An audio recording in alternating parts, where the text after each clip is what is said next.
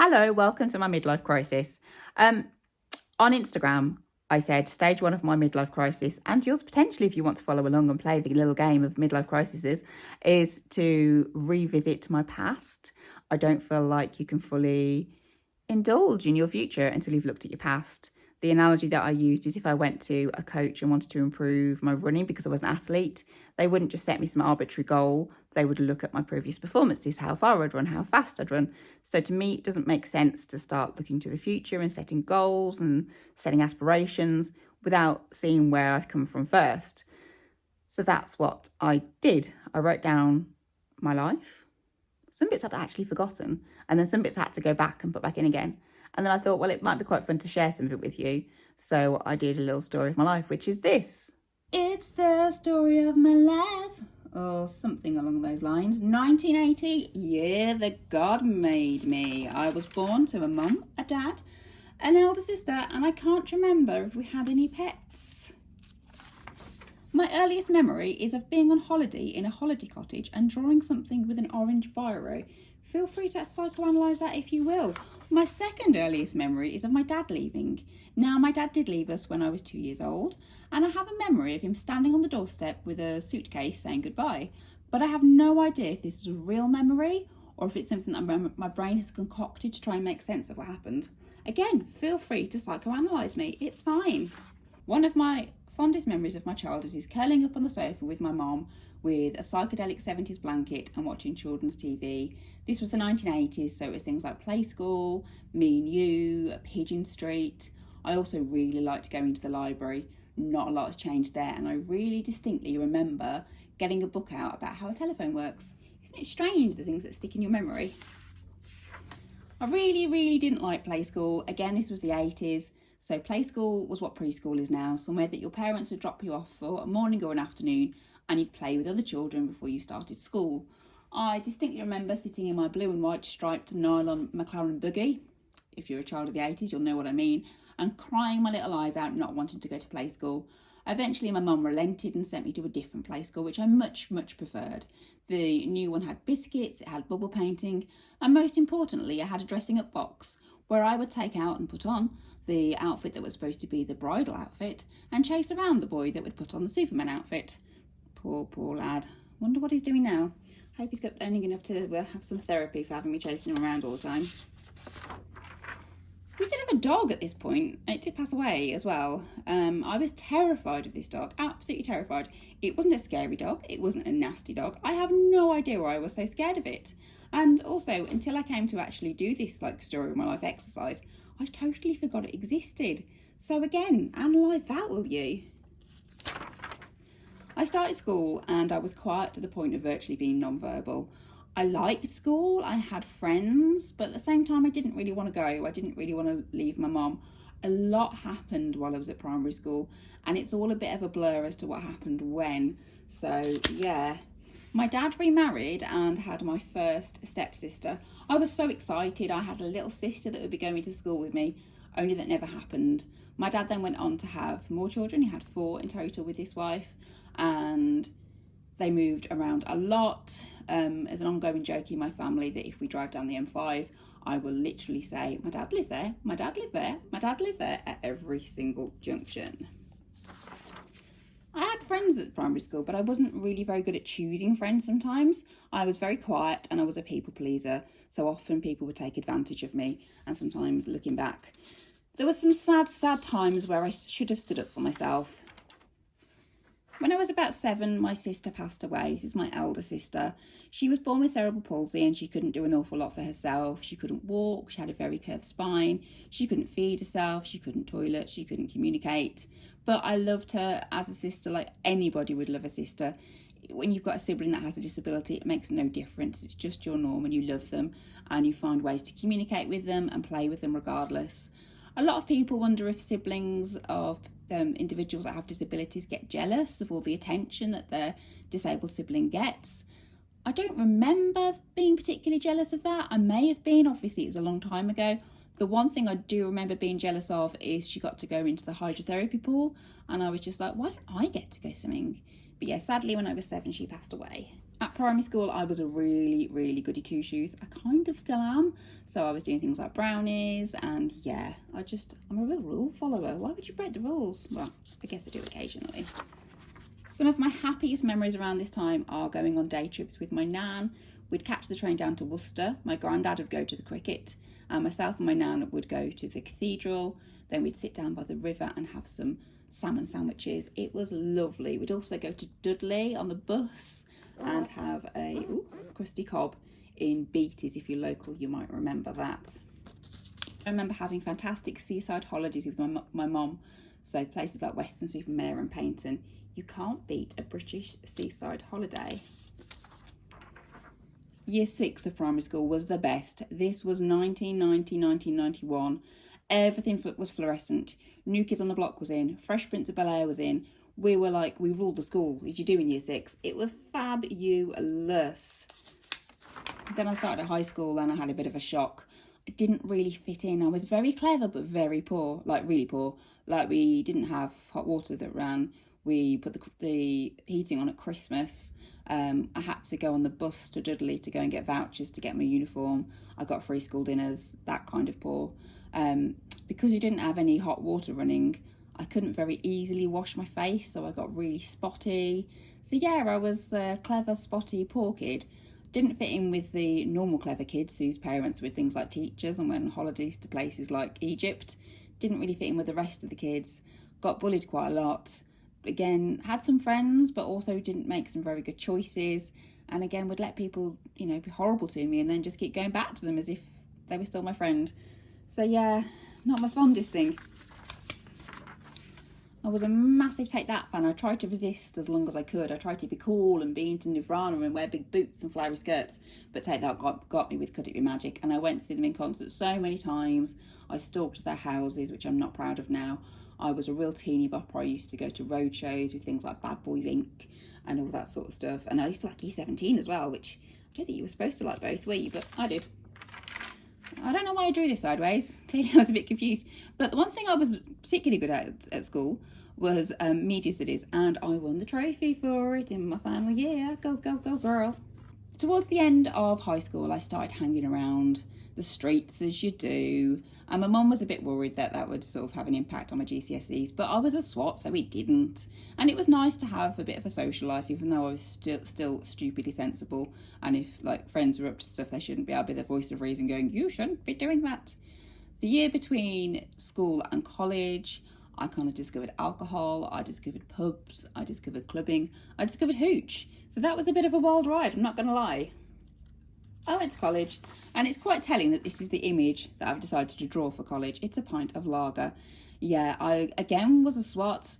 I was still quiet at college, but I kind of got more friends and more sociable, which was nice. And this was the 90s, so we drank heavily, we partied heavily. We all thought we were ladettes, didn't we, basically?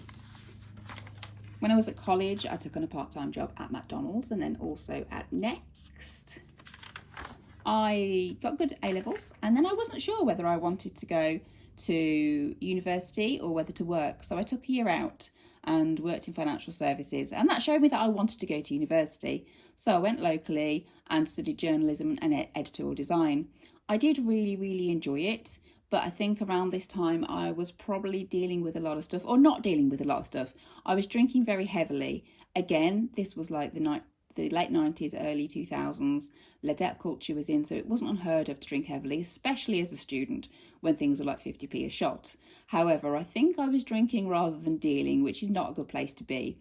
I still managed to do well in my subjects, and I got some really good work experience placements as well on things like the Mirror, B magazine, if you remember that.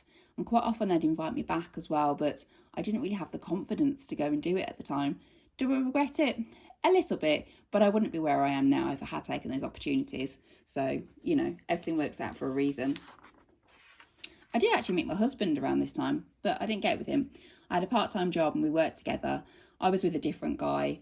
Again, I wasn't in a good place. I was drinking quite heavily, and it wouldn't have been the right time to get together with my husband. I think if we had got together then, we wouldn't now be husband and wife as be as happy as we are. So, again, everything happens for a reason and happens at the time that it's supposed to.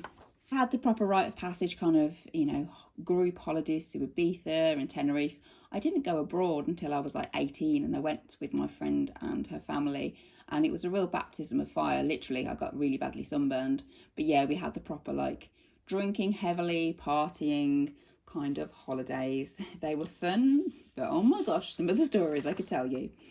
I graduated with a 2-1. Yay, go me, told you I was a swap. And then I moved to London because I got a job in publishing. This is supposed to be London and publishing. However, things kind of went a bit wrong. So I split up with my partner that I was living with. He's the guy that I was dating while I was at university. He moved down to London with me, and we just weren't good for each other. I wasn't in a good place. I think we just brought out the worst in each other. And I had tried to split with him previously, and it kind of hadn't happened. And then eventually we did actually split up. Then I would say I had my Annus Horribilis. If you may remember, the Queen had one of these when Windsor Castle burned down, and lots of other things happened in the same year. No idea if I've spelled it correctly. But yeah, I broke up with my then partner. The company I was working for moved out of London, and I didn't particularly want to go to where they were now going to be based. And I was living with a crazy lady. So I did what any normal person would do, and I decided to move home. This was a bit of a transitional time in my life. I mean, looking back now, I wasn't in a good place. I'd just broken up with my partner. I didn't have a job. Didn't really know what I was doing. It all felt like a step back. I did lots of different jobs. Did some internet dating, some speed dating. Yeah, it was a bit of a mess. But then I eventually re-met my now husband, and we got together. Unfortunately, around this time, my dad, we'd always had a bit of a strained relationship, not for any particularly bad reason, but just because I didn't see him all that often. Then he moved around a lot. Something happened here whereby we had to lose contact with each other. So that was not a very happy time of my life at all, because it was, it was not good.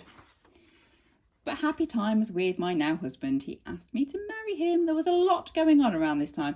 And I will say that I'm not going to go into everything in depth in this story of my life, because one, we would be here all day, and certain things also on my story to tell as well. Around this time, I was trying lots of different jobs, and I was never really happy in any of them. Again, that probably says more about me than the jobs, but I didn't realise that then. Me and my now husband rented a house together and eventually saved up enough of a deposit to move into our own little apartment, which we loved. We loved our apartment. And then we got married. Just before we got married, I decided to quit the job that I was working in because it was quite stressful and quite far away. So I saved up enough to be able to not have a job for a little while. And the plan was to get a new job, stay there for a short time, have a baby, and just be happy, joy, joy. I got the new job. And unfortunately, then discovered I needed eye surgery because I had a detached retina. So the baby making had to wait a little while I got the back of my eye put back on. However, this was a really good time in our lives for travel. We went to Malaysia, we went to Sri Lanka, we went to Borneo in Malaysia. We did lots and lots of travelling, and I'm so pleased that we did that now, because we really couldn't afford to do that now with 2 kids, and they wouldn't want to do it. Shortly after that, I got pregnant with our first son. Being a mummy is amazing, and I love it, but it was a real shock to the system at first. I didn't really know what I was doing. Everything just seemed upside down. I'd had quite a traumatic birth, and yeah, it was just, I love the socialising element of parenting. Oh, I just think it's making me quite emotional, because I really loved that period in my life, but it was also quite sad as well. It's all a bit of a mixture, and that's a whole story in itself, really. So yeah, we had our first son.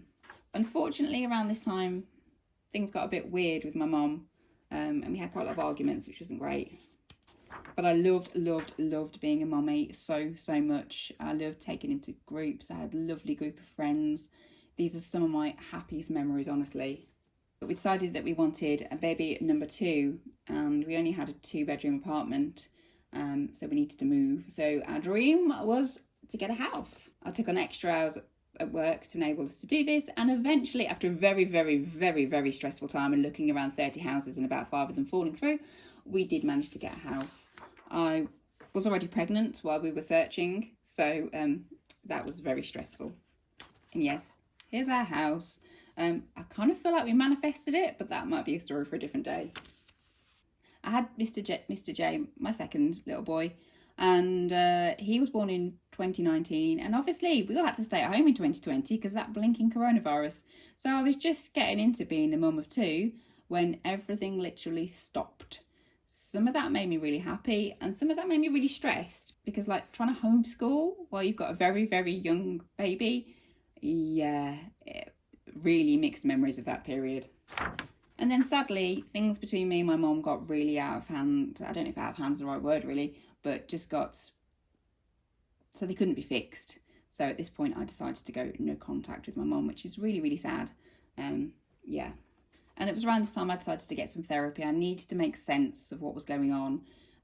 Losing contact with not just one parent, but two parents, you know, perhaps isn't normal. I mean, maybe it is more normal these days, but it certainly didn't feel normal. And I felt like it was, you know, something I'd done and something I needed to do something to fix. And if I could just figure it out, then I could fix it. And therapy showed me that maybe that's not the case, and just opened my eyes and helped me deal with things, and was just probably the best thing I've ever done. And then eventually we've landed at where we are now. So we've got our lovely house, we've got our lovely children, and for the most part of it, we're really, really happy. Obviously, I always joke that I'm having a midlife crisis, but that's just trying to better me more than anything. But for the most part, we are really, really happy. Crazy busy, but really, really happy.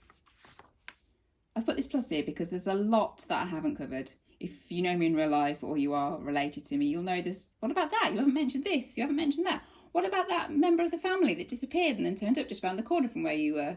What about this? What about that? Things, not everything is my story to tell. Not everything needs to be put in here. This is kind of an overview. And just that in itself is probably quite a lot in comparison to some other people's lives. There are some stories, I think, as I've said before, that you probably wouldn't even believe if I told them to, but they are actually true. That's it.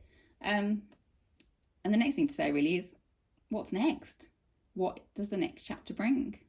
So yeah, if you managed to watch all that, well done. Like I say, I didn't include everything. Some bits you wouldn't believe, some bits aren't my story to tell. There's been a lot more that has happened in my life. But that gives you an overview of where I'm coming from, and I'll let you know what the next stage is in terms of utilising that information in my midlife crisis, and if you want to do it in yours. As I said previously, if you have had a particularly traumatic life and you feel like it might trigger you by doing these exercises, then please don't. But I'm in a good place, so I can revisit it without it being too painful, and it's quite enlightening as well. Thank you so much for watching, and follow along for the next stage of the crisis.